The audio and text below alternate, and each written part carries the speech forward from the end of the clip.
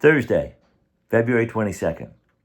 Now, Ricky Cramshaw and I, we were sitting around the kitchen table in the house on First Street with my dad, Walt, and my mom, Tessie. And, well, we were talking about this thing. We were looking at, again, this volume 12 of the American Heritage Illustrated History of the United States. And this one was called World Power. And it was about a lot of the changes that had happened, technical changes in the country, like horseless carriages and the Wright brothers flying machine and houses having telephones. In fact, here's a cool picture right here. This is a picture of the New York Phone Exchange where all the operators were. See, they're all lined up there.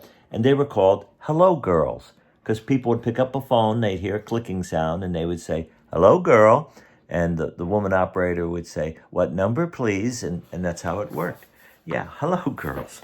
And other changes that were new to the century, like phonograph records and, let's see, movies, motion pictures. They were still silent movies, but they were motion pictures nonetheless. It was very exciting. Now, Walt was born in 1911, so we figured he witnessed these changes happening. And we asked him about it, and he said, not really. He said his earliest memories were when he was about 5 years old, which would have been about 1916. And he said by then he remembered that there were cars and trucks in use. It was a regular thing. But there were still horses on the road, and some wagons were still pulled by horses. And a lot of folks still owned a horse, but not as much as when his dad had been a boy, my grandpa. He said when your grandpa was a boy, there was horses everywhere. Everybody had a horse because there were no cars yet. And that meant there was horse manure everywhere. And Tessie said, "Oh, good Lord, Walter, you mean there was horse manure?" "Oh, yeah, there was." "Wow," Ricky said. "Wow, lots of horse manure." "Oh, yeah. You mean like everywhere that Chucky's grandpa went, it smelled like horse poop?" "Mm-hmm," Tessie said. No, Ricky, that's not what he means. And Walt said, "It is too what I mean. There was poop everywhere.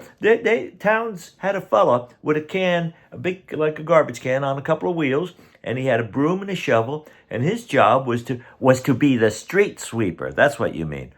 "No, his job was to be the poop sweeper, Mama. That's what his job was." All right, then what did they do with it? Well, they got the chips in the bucket, they dumped it into the poop wagon, and the poop wagon took the chips out to the farms, and they used it as fertilizer. "You mean they used horse manure to grow food?" "Wow. Yeah. It's like food in, poop out. Poop out, food in. Food in, poop." All right, Ricky, that's enough. No more poop talk. That's enough. There's never enough poop talk, Tessie. Yes, there is. Yes, there is. Now, I'm going to leave the kitchen, and when I come back to this room, there will be no more poop talk. And she got up, she went into the living room. The three of us looked at each other, and we got up, we went out to the back porch, because we knew we couldn't help ourselves. Well, we'll do another one tomorrow. See you then.